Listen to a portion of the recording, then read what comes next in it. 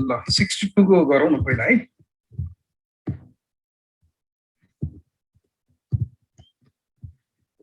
अब यसमा के छ एकचोटि क्वेशन हेरौँ। The details about a manufacturing company having 2 production departments and 1 service department have been summarized below. अब यो एउटा कम्पनीको दुईटा प्रोडक्सन डिपार्टमेन्ट्स र एउटा सर्भिस डिपार्टमेन्ट छ। अब प्रोडक्सन डिपार्टमेन्टको production unit, selling price, variable manufacturing cost including direct material and direct labour, manufacturing overhead cost after primary distribution भनेर दिएछ, मेसिन आवर्स पर युनिट। अनि company has adopted a policy of distributing repairs cost on the basis of machine hours used.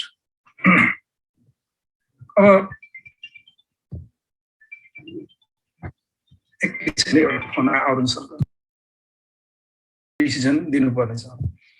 अब यो secondary distribution भनेको के हो भने जस्तै यसलाई अलिकति ब्याचलर लेभलमा पढेकोहरूलाई अलिकति कन्सेप्ट क्लियर हुन्छ। हामीले ओभरहेड डिस्ट्रिब्युसन समरी भनेर ब्याचलर लेभलमा पढ्ने गर्छ कि यो कस्ट एन्ड म्यानेजमेन्ट एकाउन्टिङमा। त्यसमा के हुन्छ भन्दाखेरि कुनै पनि एउटा कम्पनीको सेभरल डिपार्टमेन्टहरू हुन्छ र सेभरल डिपार्टमेन्टहरूमा कतिपय डिपार्टमेन्टहरूले तिम्रो के गर्छ भन्दाखेरि डाइरेक्ट प्रोडक्सनमा इन्भल्भ हुन्छ। उनीहरूले प्रोडक्सन गरेको प्रडक्टलाई मार्केटमा सेल गरिन्छ हैन, कमर्सियल पर्पजले कतिपय डिपार्टमेन्टहरू इन्भल्भ भएको हुन्छ भने कतिपय डिपार्टमेन्टहरू फेरि त्यो प्रोडक्सन डिपार्टमेन्टलाई सर्भिस दिनको लागि हैन, जस्तै कि रिपेयर एन्ड मेन्टेनेन्सको एउटा डिपार्टमेन्ट होला हैन, यहाँ दिएको छ नि यसो सर्भिस डिपार्टमेन्ट रिपेयर्स भनेर। अब यो डिपार्टमेन्टको काम के हो भन्दाखेरि प्रोडक्सन ए र प्रोडक्सन बी डिपार्टमेन्ट जुन छ नि त्यो डिपार्टमेन्टमा युज हुने जति पनि इक्विपमेन्टहरू वा फिक्स क्यापेसिटीहरू जति पनि युज हुन्छ तिनीहरूको रिपेयर एन्ड मेन्टेनेन्सको सर्भिस चाहिँ सर्भिस डिपार्टमेन्टले दिन्छ हैन। अनि यहाँनिर हामीलाई एउटा के भनेको छ भन्दाखेरि manufacturing overhead cost after primary distribution भनेर यो दिएको छ। कतिपय ओभरहेड कस्टहरू के हुन्छ भने ओभरहेड कस्टहरू एलोकेट गर्दाखेरि त्यसलाई दुईटा स्टेपमा एलोकेसन गरिन्छ। Allocation of overhead into production and service department भनेर यसलाई हामीले दुईटा स्टेपमा एलोकेसन गर्छ। एउटा के गर्छौँ भन्दाखेरि एउटा सुरुमा सबै डिपार्टमेन्टहरूलाई उनीहरूको एउटा सर्टेन क्राइटेरियाको आधारमा के गरिन्छ एलोकेसन गरिन्छ। जस्तै यहाँनिर भनेछ नि company has adopted a policy of distributing repairs cost on the basis of machine hours used. यो मेसिन आवर युजको आधारमा डिस्ट्रिब्युसन गर्ने गर्छ। अब यहाँनिर हामीले सुरुको डिस्ट्रिब्युसनलाई के भन्छौँ भने जस्तै मानौ यो म्यानुफ्याक्चरिङ ओभरहेड खर्च भयो। यो म्यानुफ्याक्चरिङ ओभरहेड भनेको अब प्रोडक्सन डिपार्टमेन्ट ए को लागि 20,000, बी को लागि 20,000 र सर्भिस डिपार्टमेन्टको लागि चाहिँ 35,000 खर्च भएको छ हैन। अब हाम्रो मेन काम के हो भने कस्ट सेन्टर भनेको यहाँनिर प्रोडक्सन डिपार्टमेन्ट ए र बी लाई कस्ट सेन्टरको रूपमा एज्युम गरिन्छ क्या। कस्ट सेन्टर भनेको के हो भन्दाखेरि प्रफिट अर्निङ गर्ने मोटिभले अपरेसनमा आएको डिपार्टमेन्ट भनेको प्रोडक्सन डिपार्टमेन्ट ए र प्रोडक्सन डिपार्टमेन्ट बी हो, किनकि यसले प्रोडक्सन गर्छ अनि यसले प्रोडक्सन गरेको कमोडिटीलाई सेल गर्छ कम्पनीले, त्यसबाट प्रफिट जेनेरेट गर्छ हैन। त्यही भएर प्रफिट सेन्टर भनेको के हो प्रोडक्सन डिपार्टमेन्ट ए र बी हो। यो सर्भिस डिपार्टमेन्ट भनेको सिम्पली के हो भन्दाखेरि यसको काम भनेको प्रोडक्सन डिपार्टमेन्ट ए र बी लाई अपरेसनमा ल्याउँदाखेरि कहिलेकाहीँ रिपेयर मेन्टेनेन्स जस्तो फेसिलिटीहरू दिनुपर्छ। मेसिनहरू रिपेयर गर्नु पर्ला बिग्रेला प्रोडक्सन डिपार्टमेन्ट ए को बी को, त्यसको लागि अलग्गै रिपेयर डिपार्टमेन्ट छ, रिपेयर एन्ड मेन्टेनेन्स डिपार्टमेन्ट छ। त यो सर्भिस डिपार्टमेन्टको काम भनेको खालि के त प्रोडक्सन डिपार्टमेन्टलाई सर्भिस दिनको लागि यसले काम गर्छ क्या। त्यही भएर हामीले यो सेकेन्डरी डिस्ट्रिब्युसन भनेको छ नि income statement after secondary distribution. जस्तै तिमीले यहाँ हेऱ्यौ भने सर्भिस डिपार्टमेन्टको कस्टमा हेऱ्यौ भने यहाँनिर selling price, variable manufacturing overhead भन्ने यस्तो कुनै पनि छैन नि त, खालि एउटा मात्रै कस्ट छ, त्यो म्यानुफ्याक्चरिङ फिक्स्ड कस्ट छ। त्यही भएर अब हामीले इन्कम स्टेटमेन्ट बनाउँदाखेरि यो कस्टलाई सर्भिस डिपार्टमेन्टमा भएको कस्टलाई के गर्नुपर्छ भन्दाखेरि प्रोडक्सन डिपार्टमेन्ट ए र प्रोडक्सन डिपार्टमेन्ट बीमा एलोकेसन गर्नुपर्छ ठिक छ। अब तिमीहरूले अगाडिको क्वेसनमा कता कता हेर्ने गर्छौ जस्तै कि डिपार्टमेन्टल फिक्स कस्ट र एलोकेटेड फिक्स कस्ट भनेर लेखेको हुन्छ है। डिपार्टमेन्टल फिक्स कस्ट भनेको नर्मली यिनीहरू हो ए र बी को यो हैन। अनि एलोकेटेड फिक्स कस्ट भनेको के हो भन्दाखेरि यो सर्भिस डिपार्टमेन्टको फिक्स कस्टलाई हामीले फेरि के गर्छौं रिडिस्ट्रिब्युसन गर्छौं यसलाई सेकेन्डरी डिस्ट्रिब्युसन भनिन्छ यसलाई रिडिस्ट्रिब्युसन गर्छौं कसलाई प्रोडक्सन डिपार्टमेन्ट ए र बी लाई अनि ए र बी लाई रिडिस्ट्रिब्युसन गरेर अब प्रोडक्सन डिपार्टमेन्ट ए र बी को हामीले इन्कम स्टेटमेन्ट बनाउँछौं र यो रिडिस्ट्रिब्युसन गर्दाखेरि यहाँ क्वेशनले के भन्यो यो सेन्टेन्स लगाएर company has adopted a policy of distributing repairs cost on the basis of machine hours used हैन machine hours used को आधारमा चाहिँ डिस्ट्रिब्युसन गर्ने भनेको अर्थ यो 35000 सर्भिस डिपार्टमेन्टको कस्ट भनेको अल्टिमेटली हामीले प्रोडक्सन डिपार्टमेन्टमा चार्ज गर्नुपर्छ किनभने हामीले प्रोडक्सन डिपार्टमेन्ट ए र बी को इन्कम स्टेटमेन्ट बनाउँदैछौँ हैन र प्रोडक्सन डिपार्टमेन्ट ए र बी को इन्कम स्टेटमेन्ट बनाउँदा सर्भिस डिपार्टमेन्टमा भएको खर्चलाई पनि प्रोडक्सन डिपार्टमेन्टमा नै हामीले रिडिस्ट्रिब्युसन गर्नुपर्छ किनभने सर्भिस डिपार्टमेन्ट भनेको प्रफिट सेन्टर होइन हैन यो सर्भिस सेन्टर हो सर्भिस सेन्टर मात्रै हो यसले चाहिँ प्रफिट कमाउने उद्देश्यले सर्भिस डिपार्टमेन्ट ले काम गर्दैन प्रोडक्सन गर्दैन यसले ए र बी लाई के गर्छ त सर्भिस प्रोभाइड गर्छ अनि त्यो सर्भिस प्रोभाइड गरे बापत यसको के खर्चहरू भएको हुन्छ अब यो खर्चहरू सर्भिस डिपार्टमेन्टको के हुन्छ त ए र बी मा हामीले रिएलोकेसन गर्छौं लाई रिडिस्ट्रिब्युसन पनि भनिन्छ अनि यो यसलाई अर्को शब्दमा सेकेन्डरी डिस्ट्रिब्युसन पनि भनिन्छ अनि हामीले इन्कम स्टेटमेन्ट ड्रप र कन्टिन्युको इन्कम स्टेटमेन्ट दिँदाखेरि क्वेशनमा दिन्थ्यो नि डिपार्टमेन्टल फिक्स कस्ट र एलोकेटेड जोइन्ट फिक्स कस्ट भनेको दिन्थ्यो नि त्यसमध्येमा त्यो एलोकेटेड जोइन्ट फिक्स कस्ट भनेको वास्तवमा के भन्दाखेरि जोइन्टली इन्कर गरिएको 35000 सर्भिस डिपार्टमेन्टमा खर्च भएको छ तर यो कसको लागि गरेको खर्च हो jointly for production department A and production department B को लागि गरेको खर्च हो त्यही भएर यो जोइन्ट कस्टलाई हामीले यिनीहरूलाई एलोकेट गरिदिने ए र बी मा एलोकेट गर्ने एलोकेट गर्दाखेरि मेसिन आवर्स युजलाई हामीले चाहिँ एउटा बेस बनाउनु पर्यो अब यहाँनिर तिमीले हेर मेसिन आवर्स युजको आधारमा भनेछ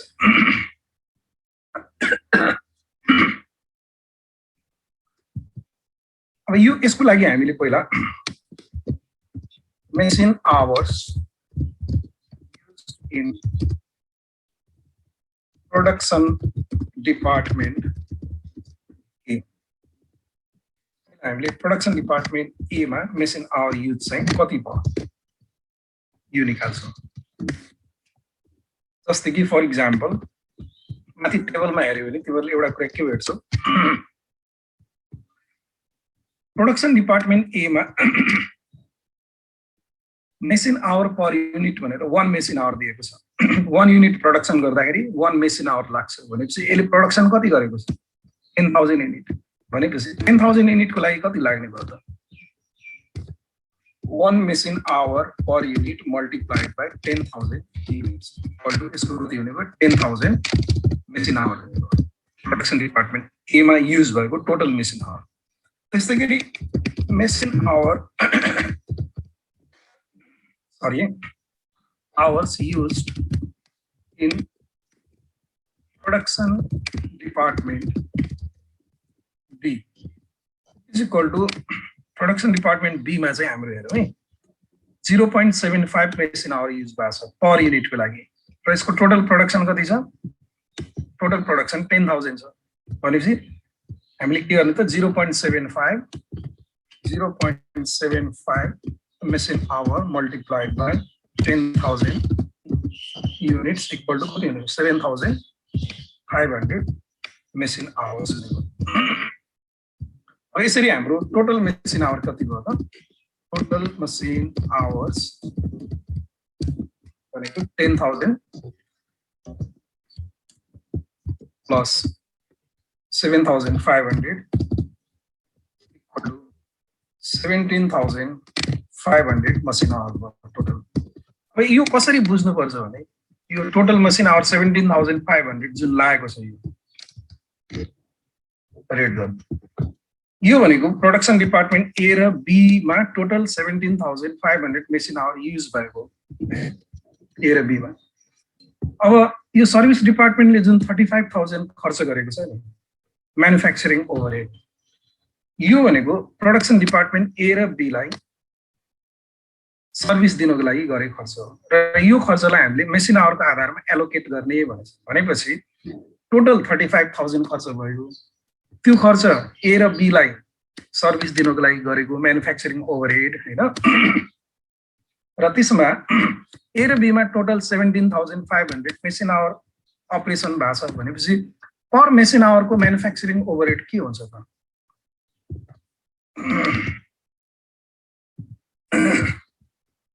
म्यानुफ्याक्चरिङ फिक्स्ड कस्ट यो चाहिँ के को भन्दाखेरि ओभरहेड है, फिक्स्ड ओभरहेड जोइन्ट। मैले यहाँ जोइन्ट भनेर लेखेको छु। जोइन्ट भनेको के बुझ्नुपर्छ भने सर्भिस डिपार्टमेन्टको, सर्भिस डिपार्टमेन्टले जोइन्टली ए र बी को लागि गरेको खर्च। Manufacturing fixed overhead joint per machine hour हामीले यो निकाल्ने। जस्तै टोटलमा हाम्रो रुपीस 35,000 स्पेन्ड भयो र यो 17,500 मेसिन आवरको लागि भयो भनेपछि 1 मेसिन आवरको कति हुने भयो त? 17 2 is 34 35 भनेपछि रुपीस 2 पर मेसिन आवर भन्ने हुन्छ यो, पर मेसिन आवर है। भनेपछि अब यहाँ joint cost, joint fixed cost allocated to A को लागि हामीले रुपीस 2 पर मेसिन आवर को रूपमा एलोकेट गर्ने। यसको मेसिन आवर कति छ? A को टोटल 10,000 मेसिन आवर छ यहाँनिर हेर, यो 10,000 मेसिन आवर भनेपछि यसको लागि 20,000 एलोकेसन। अनि जोइन्ट फिक्स कस्ट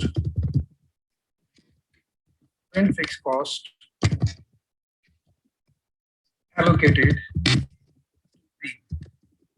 B को लागि फेरि B को लागि पनि रुपीस 2 के रेटमा, तर कति मेसिन आवरको? B को लागि 7,500 मेसिन आवरको गरेपछि यो 15,000 भयो। यसरी 35,000 लाई A र B मा हामीले एलोकेसन गरे, 20,000 र 15,000। अब हामीले यहाँनिर सरी इन्कम स्टेटमेन्ट बनाउँछौँ। Income statement after secondary distribution of joint fixed cost, यो इन्कम स्टेटमेन्ट बनाउने।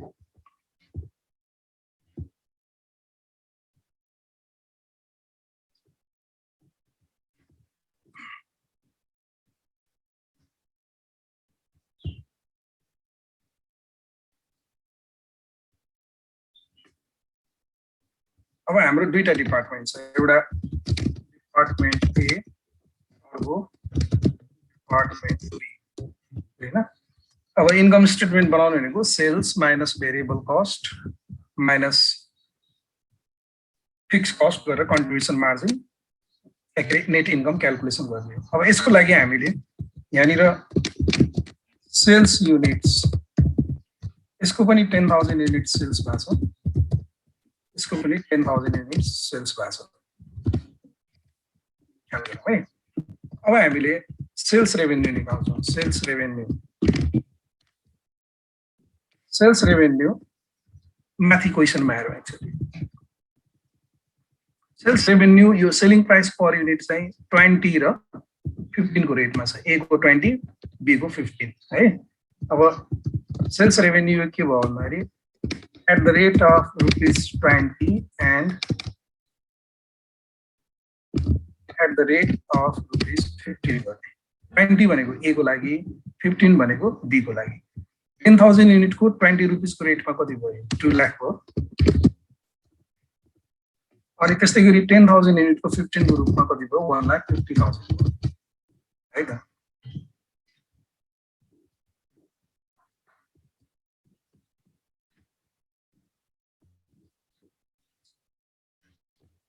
सबैले सार्दै जाउँ है, सार्दै पनि जाउँ, बुझ्दै पनि जाउँ।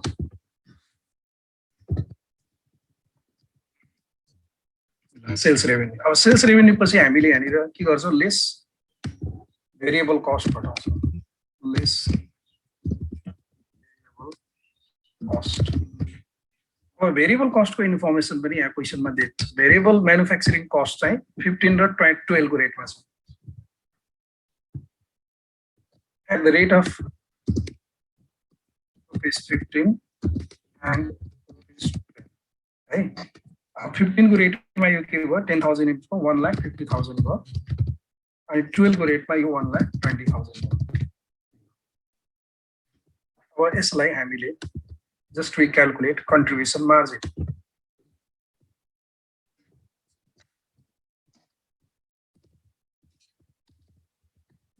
Contribution margin भनेको यो 50,000 आउँछ, यो चाहिँ ₹30,000 आउँछ। अब यसमा एउटा टोटल कलम पनि बनाउन सकिन्छ है। यहाँनिर टोटल कलम डिपार्टमेन्ट ए बी र अनि टोटल त्यो गरे पनि हुन्छ, तर ठिकै छ, केही फरक परेन। अब यसमा हामीले लेस गर्छौं फिक्स कस्ट।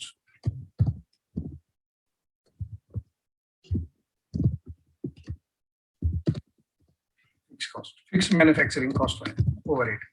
अब यसमा चाहिँ पहिलो कुरा डिपार्टमेन्टल फिक्स कस्ट छ। डिपार्टमेन्टल फिक्स कस्ट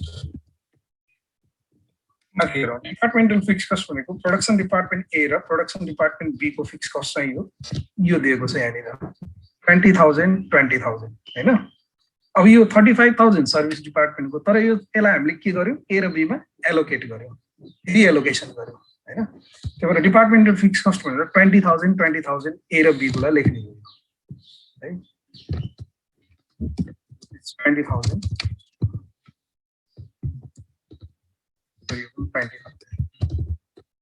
अनि अर्को जोइन्ट फिक्स कस्ट।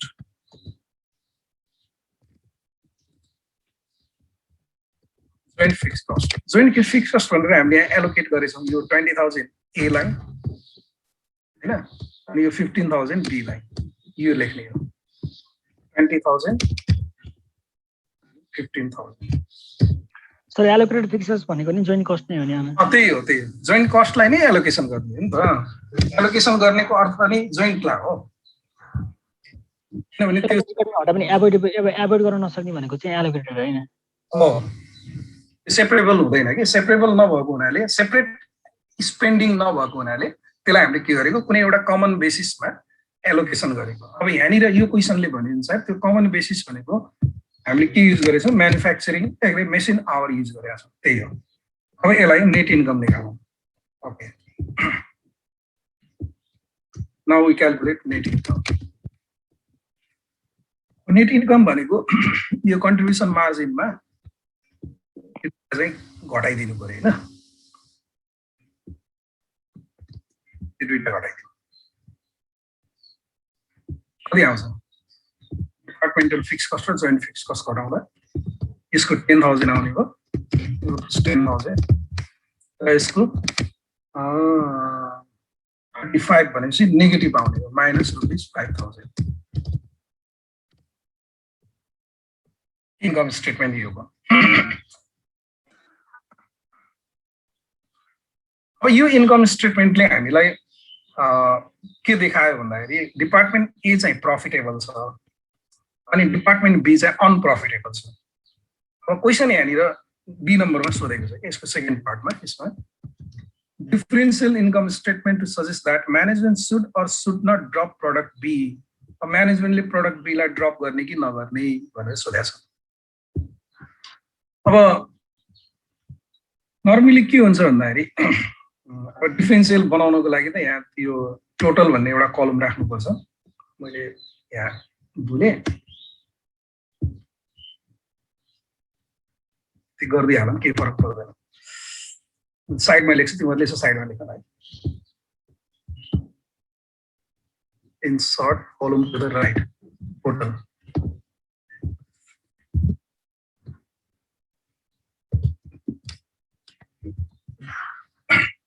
अब टोटल गर्दाखेरि 20,000 युनिट हुन्छ। अब सेलिङ प्राइस चाहिँ यो यसको सेल्स रेभेन्यू 3,50,000 भयो, जोड दिने यो 2,70,000 भयो, 2,70,000 गर्दाखेरि यो 80,000 आउँछ। फिक्स कस्ट चाहिँ यसको यो 40,000 र यो चाहिँ 35,000 भनेपछि यो 5,000 आउने भयो। अब company as a whole profit चाहिँ 5,000 छ हैन, तर डिपार्टमेन्ट बी लसमा छ, डिपार्टमेन्ट ए प्रफिटमा छ। अब यो डिपार्टमेन्ट बी लाई ड्रप गर्ने कि कन्टिन्यू गर्ने हैन। अब हामीले त्यसको लागि के गर्छौँ भने income statement after dropping department B लाई ड्रप गरिसकेपछि हाम्रो इन्कम स्टेटमेन्ट कस्तो हुन्छ यो क्याल्कुलेट गर्ने। यसलाई कपी गरे। डिपार्टमेन्ट बी लाई ड्रप गर्ने भनेको त यो ड्रप हुने भयो हैन टोटली। हाम्रो अब के मात्रै हुने भने sales revenue at the rate of ₹20 सरी यो हुन्छ, अनि variable cost at the rate of ₹15 यो हुने भयो हैन। अनि अब कन्ट्रिब्युसन मार्जिन यो भयो। अब डिपार्टमेन्टल फिक्स कस्ट के हुन्छ भन्दाखेरि यो डिपार्टमेन्टल फिक्स कस्ट 20 प्लस 20 गरेर 40 थियो नि, यो बी को डिपार्टमेन्टल फिक्स कस्ट चाहिँ अभोइडेबल हुन्छ, त्यसलाई हामीले अभोइड गर्न सक्छौँ। त्यही भएर यो 20,000 मात्र राख्ने। अब जोइन्ट फिक्स कस्ट भने हामीले कति राख्नु पर्यो, जोइन्ट फिक्स कस्ट अभोइड हुन सक्दैन, त्यही भएर जोइन्ट फिक्स कस्ट यो टोटल 35,000 राख्नुपर्छ भनेको गर्दा यो 35,000 मात्र यहाँ राख्ने। बेला हटाइदिनु।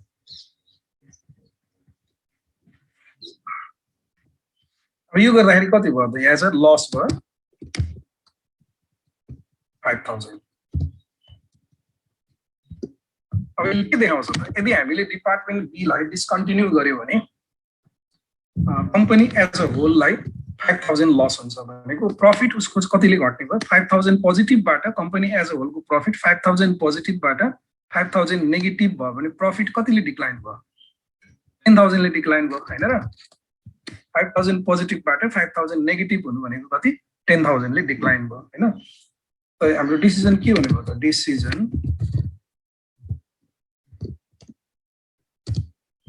the company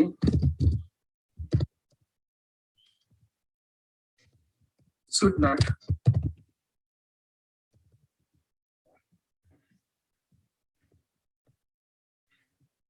discontinue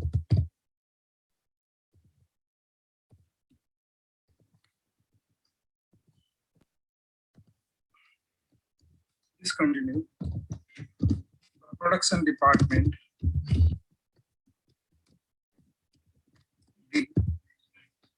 because it results into a decline in profit to the company by ₹10,000। 10,000 भनेको त बुझेछ नि, यो 5,000 प्रफिट देखिएको थियो दुईटै डिपार्टमेन्टलाई रन गर्दा। अब एउटा डिपार्टमेन्ट बी लाई डिस्कन्टिन्यू गरेको 5,000 लस देखियो, प्रफिट चाहिँ 0 भएर पनि 5,000 फेरि नेगेटिभ भयो भने चाहिँ 10,000 लस भयो, प्रफिट घट्यो भन्ने बुझिन्छ। यसरी हामीले गर्ने। यो पहिला साह्रो है।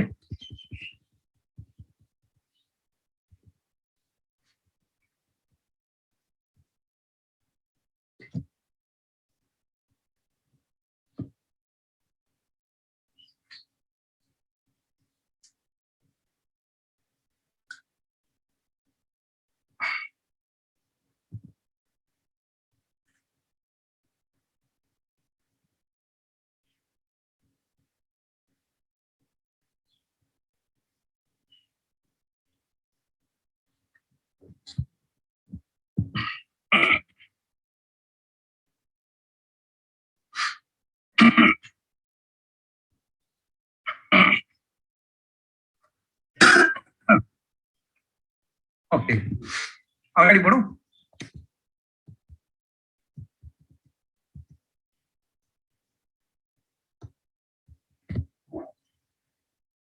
हुन्छ सर। ल अब अर्को मलाई क्वेसन सोधेको सायद यो 61 को हो कि जस्तो लाग्छ। अस्ति क्वेसन सोध्ने मान्छे आएको छैन कि आज? यही हो। ल यसमा हेरौँ है। Nepal Manufacturers Limited is a manufacturing company which produces and sells 3 products. The income statement of the company has been presented below. अब यसमा ABC को प्रोडक्सन दिएको छ, सेल्स रेभेन्यू दिएको छ हैन, भेरिएबल कस्ट अफ गुड्स दिएको छ, कन्ट्रिब्युसन मार्जिन भयो, फिक्स कस्टमा डिपार्टमेन्टल फिक्स कस्ट छ अनि एलोकेटेड फिक्स। अघि हामीले जोइन्ट फिक्स कस्ट भनेर लेख्यौं नि, यो माथिको यो जोइन्ट फिक्स कस्ट भनेको एलोकेटेड फिक्स कस्ट हो। सर्भिस डिपार्टमेन्टको अर्थात् एबीसी को लागि जोइन्टली गरेको खर्च चाहिँ एबीसी मा एलोकेसन गरे हो है। अब यसरी हेर्दाखेरि सरसर्ती यो इन्कम स्टेटमेन्टलाई हेर्दाखेरि तीनटा प्रोडक्टहरुको यो बी भन्ने प्रोडक्ट चाहिँ अलिकति अनप्रफिटेबल देखिन्छ हैन। बी भन्ने प्रोडक्ट यहाँ अनप्रफिटेबल छ। अब निश्चय पनि बी भन्ने प्रोडक्टलाई हामीले ड्रप गर्ने होला। Yes, product B has suffered losses for many years in the past. Therefore, company has been considering to drop out product B. If it does so, company will lose sales of other product by 10%. Company B भन्ने product लाई drop गर्यो भने अरु product को sales 10% ले घट्छ है, ख्याल गर्नु है यसलाई। The departmental fixed cost of the company consists of depreciation cost of rupees 30,000 of a machine which has a service life of another 3 years, and the machine has a salvage value of 1,50,000 today. अब यो departmental fix कस्टमा चाहिँ normally departmental fix कस्टलाई हामीले avoid गर्छौं भन्छ हैन। Avoid गर्छौं भनेको के हो भने जस्तै कस्ट मात्रै हो भने त त्यो खर्च नगरी सकियो हैन। फिक्स कस्ट भनेको कस्तो हुन्छ नि, फिक्स क्यापेसिटीहरुमा गरेको कस्ट हो के। फिक्स डिपार्टमेन्टल फिक्स कस्टलाई अभोइड गर्न सकिन्छ भनेको त्यसलाई चाहिँ हामीले त्यो खर्च घटाउन सक्छौं जस्ट भनेको हो। त्यसलाई घटाउने भनेको के भन्दाखेरि नर्मली के भन्दाखेरि त्यसलाई बुक भ्यालुमा हामीले सेल गर्न सक्छौं जहाँ हामीलाई प्रफिट पनि हुँदैन लस पनि हुँदैन। त्यही भएर त्यो डिपार्टमेन्टल फिक्स कस्टलाई हामीले अभोइड गर्छौं। अब यस्तो क्वेशनमा कहिलेकाहीँ के दिएको हुन्छ भन्दाखेरि सेल्वेज भ्यालु दिएको हुन्छ के। अब सेल्वेज भ्यालु दियो भने त्यस्तो बेलामा प्रफिट लस हुन सक्छ। त्यही भएर हामीले यहाँनिर प्रफिट लस पनि क्याल्कुलेसन गर्नुपर्ने हुन्छ। यो डिपार्टमेन्टल फिक्स कस्टलाई अभोइड गर्दाखेरि प्रफिट लस के भयो त्यो पनि हामीले क्याल्कुलेट गर्नुपर्ने हुन्छ। अब यसको इन्कम स्टेटमेन्ट बनाऊ। पहिला दुईटा पार्ट छ यसको, पहिलो पार्ट गरौँ हामी।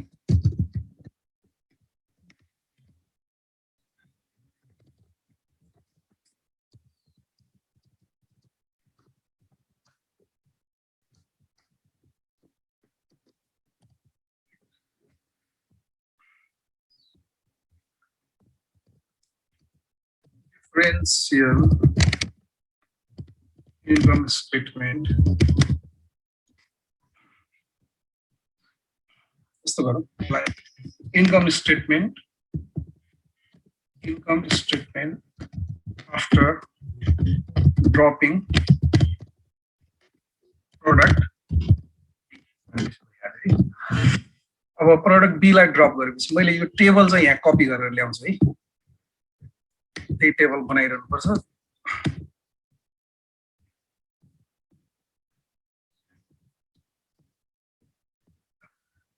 अब हामीले यो बी भन्ने प्रोडक्टलाई ड्रप गर्दैछौँ। त्यसलाई मैले रातो इङ्कले लेखेँ है। रातो इङ्कले लेखेको मतलब डेन्जर, त्यसलाई हटाउने। अहिले मैले डिलिट गर्छु, तिमीहरूले सार्न पर्छ। अब पहिलो कुरा के भनेछ भन्दाखेरि प्रोडक्ट बी लाई ड्रप गर्यो भने ए र सी को सेल्स चाहिँ कति पर्सेन्टले घट्छ रे? 10% ले हैन। 10% ले घट्छ भनेपछि यो सेल्स कति हुने भयो? यो सेल्स यसको 4,500 हुने भयो र यसको पनि 4,500 हुने भयो है। अनि सेल्स रेभेन्यू 2 लाख थियो भनेको 5,000 हुँदाखेरि 2 लाख थियो भनेपछि यो sales revenue at the rate of कति हुन्छ? At the rate of rupees यसको 400 हुने भयो एन्ड यसको कति हुन्छ? यो सी को 200 हुन्छ। यो बी लाई चाहिँ हामीले हटाइदियौँ है। बी लाई हटाइदियो हुन्छ। यसलाई डिलिट गरेँ मैले एकछिनलाई।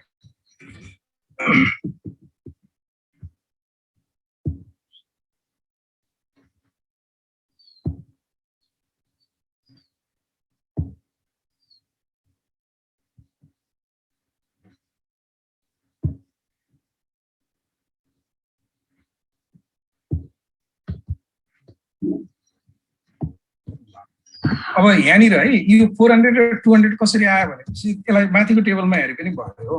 जस्तै 5000 युनिटलाई 2 लाखमा सेल गरेछ भने 1 युनिटको कति भयो 400 भयो हैन।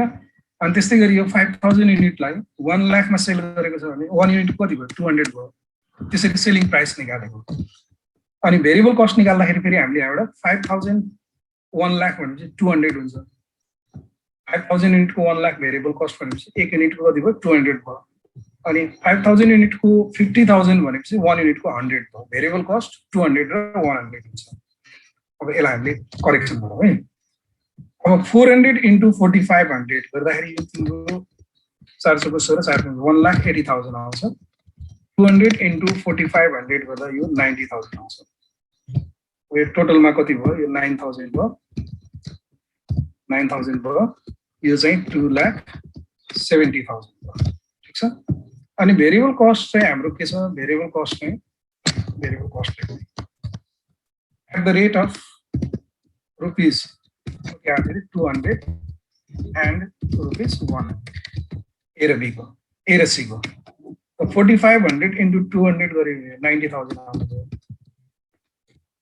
अनि 4500 into 100 गरे 45,000 आउँछ। टोटली यो 1,35,000 भयो। अब यो कति आउँछ यो 90,000 घटाउँ यो 45,000 अनि यो 1,35,000।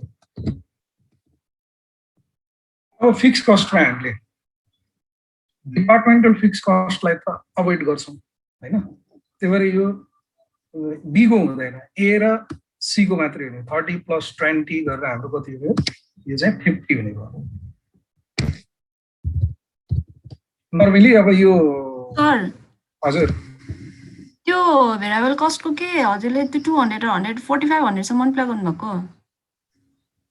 हजुर हजुर अनि 9 लाख र 50,000 आउँछ त। ए त्यसो भए एउटा जिरो बढी भयो क्या माथि पनि खै मैले लेख्छु रे 5 लाख को 200 भनेपछि तीनटा जिरो ए यहाँ सबै एउटा जिरो बढी भएछ। यो 40 हो यो पनि है यो पनि 20 हो यो 20 हो यो 10 हो एउटा जिरो बढी भएछ है। अब यो हामीले खाली डिपार्टमेन्टल फिक्स कस्ट 50,000 मात्र राख्छौं है। Departmental fix cost departmental fix cost के हुन्छ भने सिम्पली यहाँनिर एकचोटि हेरौँ है सबैले। डिपार्टमेन्टल फिक्स कस्ट यो 30,000 ए को र 20,000 सी को मात्र राख्ने यो चाहिँ अभोइड हुन्छ के है। अब यो अभोइड हुन्छ भनेको मिनिङ के हो यसलाई मैले अहिले क्लियर गरौँ। अनि एलोकेटेड फिक्स कस्ट भनेको त यो सबै राख्नु पर्यो अभोइड हुँदैन। एलोकेटेड फिक्स कस्ट भनेको जोइन्ट कस्ट हो त्यो अभोइड हुँदैन 45,000 नै राख्ने ठीक छ नि। डिपार्टमेन्टल फिक्स 30 + 20 गरेर 50 राख्ने यो 45,000 राख्ने यसरी हामीले यहाँ यो गर्छौं। अब यो गर्दाखेरि यो घटाइदिनु यो यसबाट 135 बाट मैले यो पार्टलाई हटाइदिएँ यहाँबाट।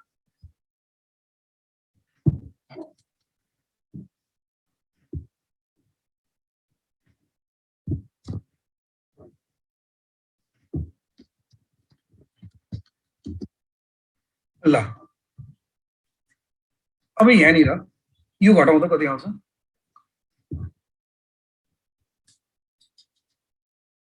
30 हैन 95 40 40,000 आउँछ हैन।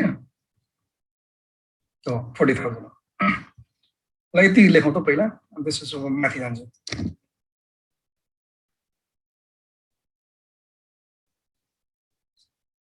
कम्प्लिट भएको छैन यो अब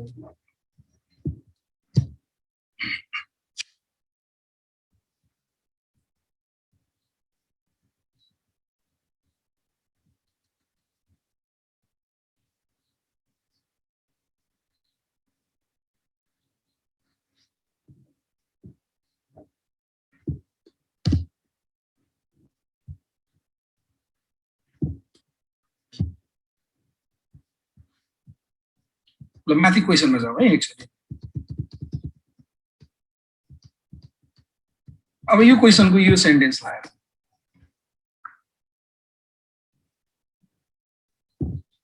departmental fixed cost of the company consists of depreciation cost of ₹30,000 of a machine which has a service life of another 3 years.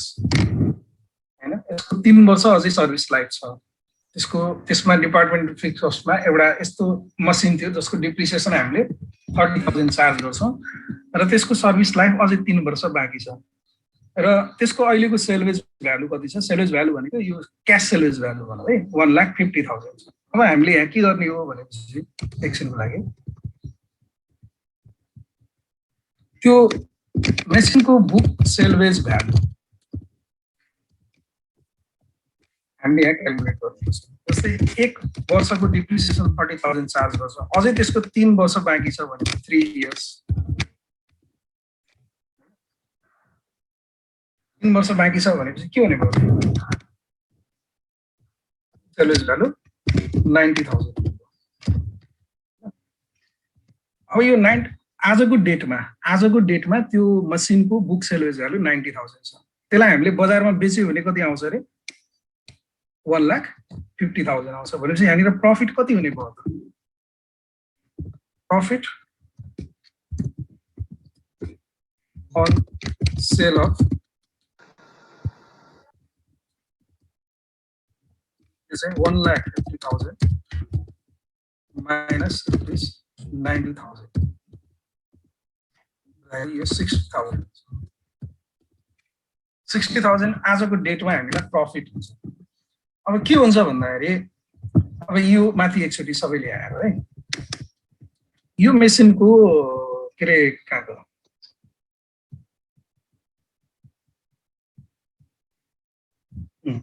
यो मेसिनको लाइफ त 3 वर्ष छ नि त हैन र? यो मेसिनलाई हामीले यदि प्रोडक्ट बी लाई डिस्कन्टिन्यू नगरेको भए त्यो मेसिनलाई अझै हामीले 3 वर्ष चलाउँथ्यौं, 3 वर्षसम्म हैन? त्यही भएर यो जुन यहाँनिर यो जुन 60,000 प्रफिट छ नि, profit on sale of machine भनेको यो this profit has been distributed over remaining 3 year भन्ने बुझ्नुपर्छ के। सर बी को मेसिन हो भन्ने कहाँ भने सर भने हैन? बी प्रोडक्टको मेसिन भन्ने कहीँ भने फेरि यसलाई बी प्रोडक्टको बाट हामीले बेच्ने भनेर कतै भन्नुपर्छ बाबु। 30,000 डिप्रेसन भनेको त्यसै गरेर डिपार्टिभ त्यो त भन्नुपर्छ र भनेको के मैले। त्यो भन्नु कसरी मान्ने त सामान्य कमन सेन्स लाउनु पर्यो नि। सबै कुरा भनिरहनु जरुरी छैन। तिमीले कुनै मसिन बेच्दैछौ भने कुनको मसिन बेच्ने हो त? बी मा युज भएको बेच्ने हो। बी लाई ड्रप गर्दैछौ भने बी मा युज भएको बेच्ने हो हैन र? ए र सी को त बेच्ने कुरा आएन नि त हैन र? त्यसमा हामीले कमन सेन्स गर्नुपर्छ यस्तो कुरामा। त्यही भएर अब हामीले 60,000 प्रफिट भनेको रिमेनिङ 3 इयर्समा रियलाइज डिस्ट्रिब्युसन हुन्छ के यो। त्यही भएर हामीले यहाँनिर अब यो के गर्ने भन्दाखेरि 1 इयर यो त हामीले सर्ट टर्म डिसिजन हो नि। मैले अस्ति नै भनेको थिएँ यसमा time value of money consider गर्दैनौँ र time value of money consider नगर्ने हुनाले यो रिमेनिङ 3 वर्षको बुक भ्यालु हो हैन? जसलाई आज 150 मा बेच्दा 60,000 नाफा हुन्छ भने नाफा भनेको 3 वर्षमा डिस्ट्रिब्युसन हुन्छ, 3 वर्षमा बराबर डिस्ट्रिब्युसन हुन्छ भनेपछि यहाँनिर अब हामीले 1 इयर प्रफिट राख्नु पर्यो। 1 year profit on the sale of machine भन्दाखेरि यसलाई सिम्पली के गर्ने? ₹60,000 multiplied by 1/3 गर्दा 20,000 आउँछ। सर यसमा प्रफिटलाई क्यारी फरवर्ड गर्ने रिजन खास किन हो? जस्तै हामी नर्मली त मेसिन बेच्दा हामीले त इन्कम स्टेटमेन्ट त त्यही वर्षमै राख्छौँ। सुन म भन्दैछु तिमीलाई अलिकति तिम्रो कन्सेप्ट अझै क्लियर भएको छैन कि यो राम्ररी थ्योरी पढ्नुपर्छ हैन? नर्मली यो हिसाब गर्दा एउटा एजम्पसन छ बाबु। यदि यो क्वेसनमा हामीले मानौ न यो मेसिनलाई बेच्ने कुराको बारेमा केही नभनेको भए हामीले के गर्थ्यौँ? डिपार्टमेन्टल फिक्स कस्ट 50,000 राख्थ्यौँ हैन? 40,000 चाहिँ देखाउँथ्यौँ यहाँनिर। यति नै हाम्रो एन्सर हुन्थ्यो हो कि हैन?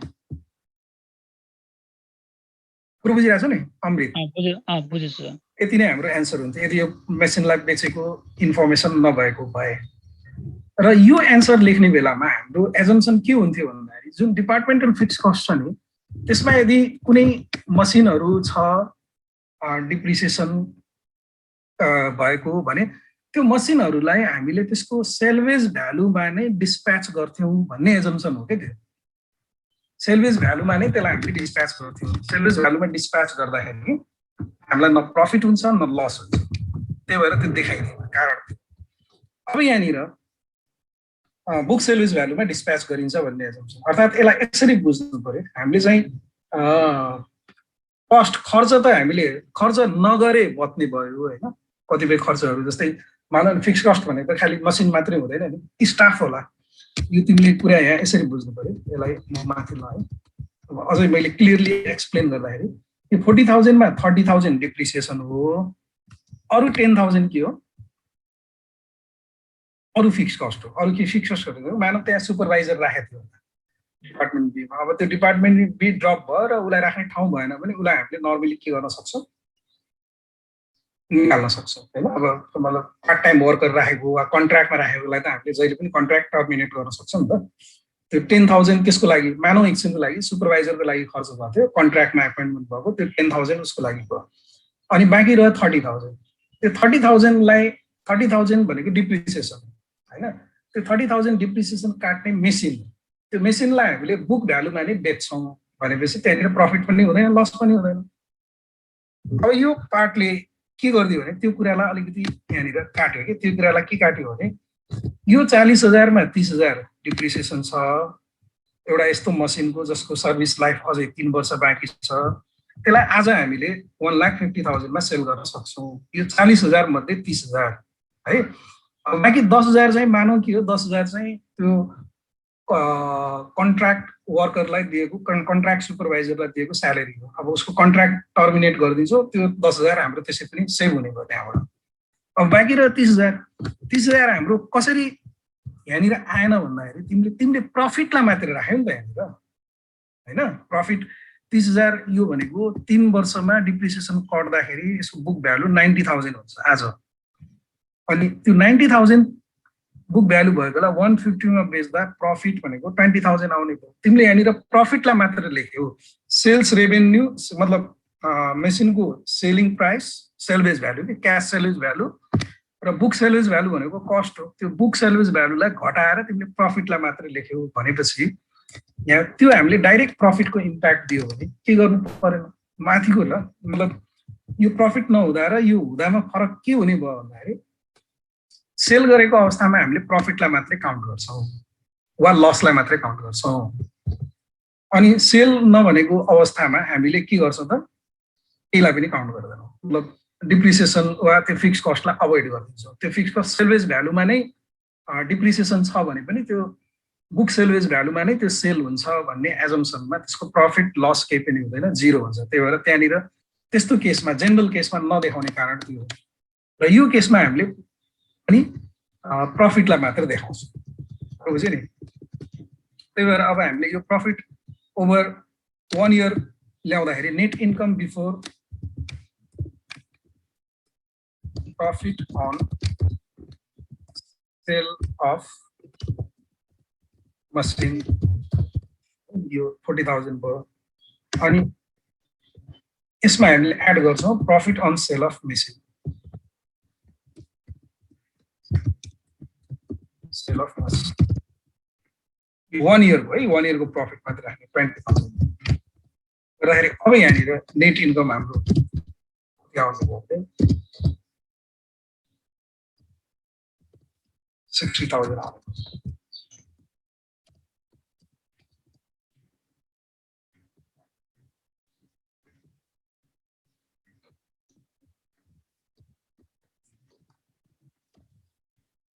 अब कम्पेयर गरौँ ल अब माथिको हाम्रो कम्पनीको प्रफिट कति छ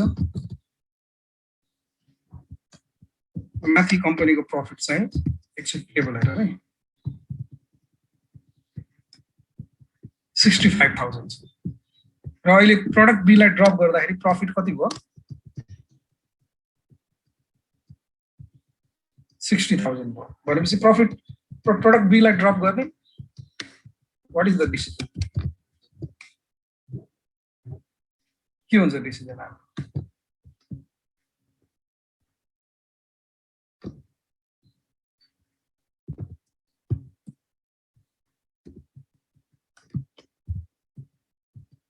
यहाँनिर नोट भनौँ त डिसिजन के भयो त we should not or the company should not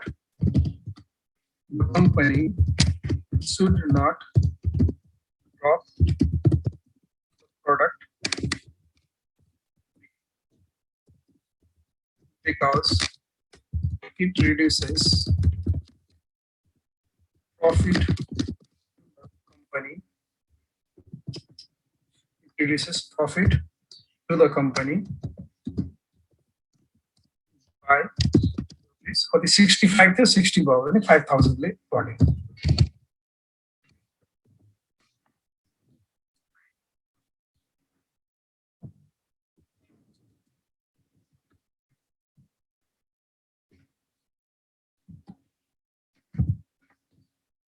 ल अब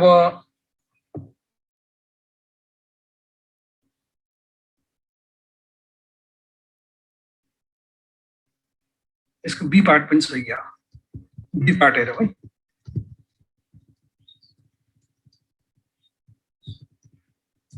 Would your answer be different if the capacity rendered unutilized from product B can be rented out for an annual rate of 50,000 and the salvage value will not be available?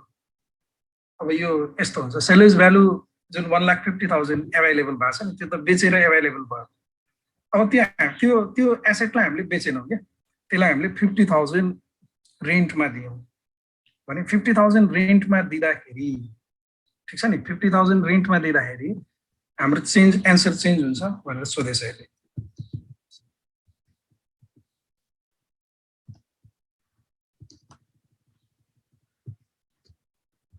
अब यहाँ हामीले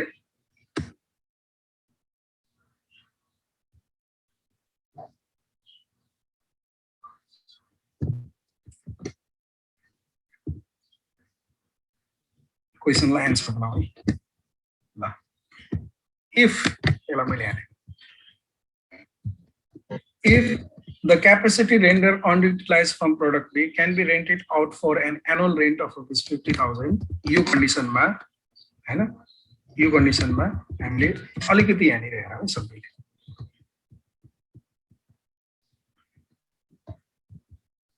अब यहाँनिर simple एउटा के हुन्छ भन्दाखेरि हामीले 50,000 उसमा चाहिँ के गरेछौँ रे रेन्टमा दिएछौँ माथि क्वेसन काको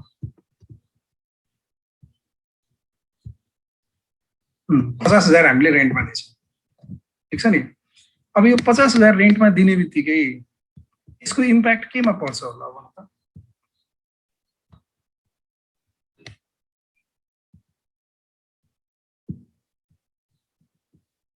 यसलाई कपी गरौँ है त यो चाहिँ एज इट इज राखौँ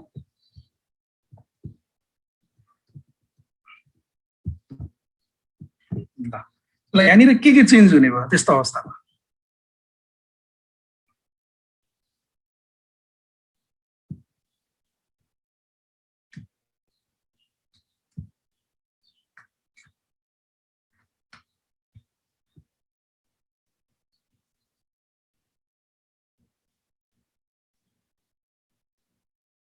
सेल्स पहिलाकै नर्मल हुन्छ हैन युनिटमा यो यो यो कुराहरुमा केही चेन्ज आउँदैन यति कुरामा केही चेन्ज आउँदैन यहाँसम्म चेन्ज आउँदैन भनौँ न अब यो हुने भएन यसको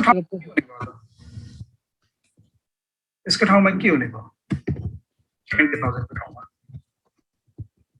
किनकि सेल्स भ्यालु त हामीले रियलाइज गर्दैनौँ जति पनि त्यो क्यापेसिटी चाहिँ त्यहाँबाट छुटेको हुन्छ मतलब फुकुवा भएको हुन्छ त्यो क्यापेसिटीलाई हामीले 50,000 रेन्टमा दिन्छौँ भनेको छ है हाम्रो एउटा के आउने भयो रेन्ट इन्कम आउने भयो हैन यसमा हामीले रेन्ट इन्कम 50,000 आउने भयो तर त्यो फिक्स क्यापेसिटीको कस्ट छ नि त हाम्रो हैन त 40,000 कस्ट छ त्यही भएर यहाँनिर हामीले प्रफिट फ्रम रेन्ट इन्कम होइन कि रेन्ट इन्कम लेखेर जस्तै डिपार्टमेन्टल फिक्स कस्टलाई यहाँ 90,000 लेखेर रेन्ट इन्कम 50,000 जोडे पनि भयो हैन नभए त्यो माथिको गरेछ भने यो ठ्याक्क सार्न सजिलो हुन्छ त्यही भएर यो रेन्ट प्रफिट फ्रम रेन्ट भनेर 50,000 रेन्टमा दिएको र त्यो 50,000 मा रेन्टमा दिएको क्यापेसिटीको कस्ट कति थियो 40,000 थियो माथि 40,000 डिपार्टमेन्टल फिक्स कस्ट पाउँछ नि दिएको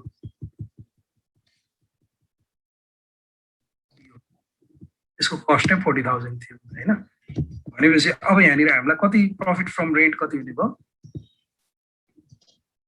profit from rent 10,000 net income चाहिँ यसलाई पनि पछ्याउनु पर्यो प्रफिट फ्रम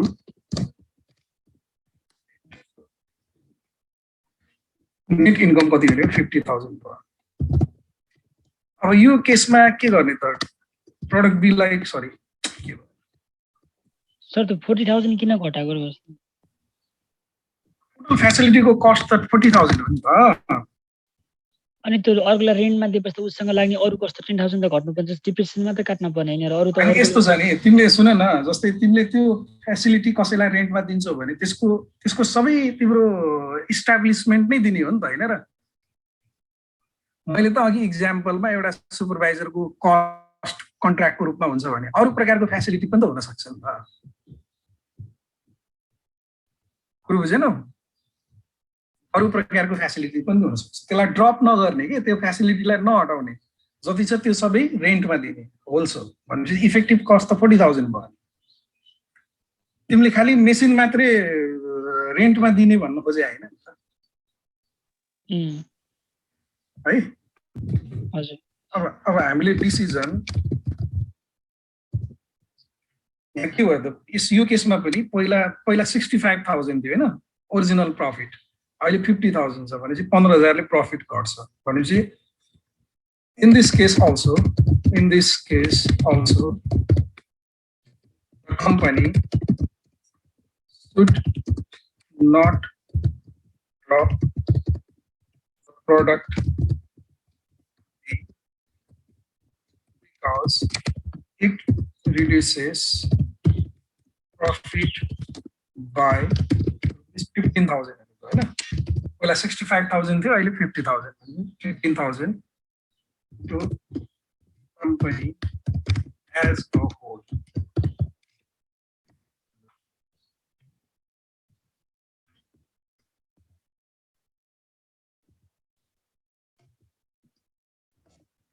yes है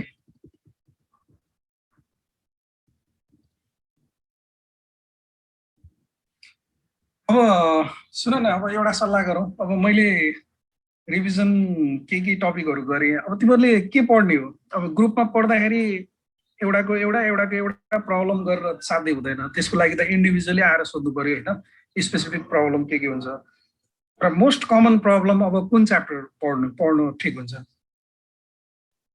क्याश फ्लो स्टेटमेन्ट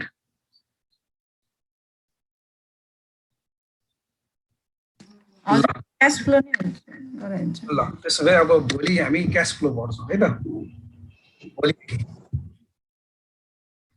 आजलाई यति गरौँ अनि तिमीहरुको मैले पढाउनु भन्दा अगाडि कसको क्लास हुन्छ दुर्गा सरको दुर्गा सरसित के सल्लाह भएको छ फाइनान्स कहिले पढ्ने केही नि भन्नु भएन हो र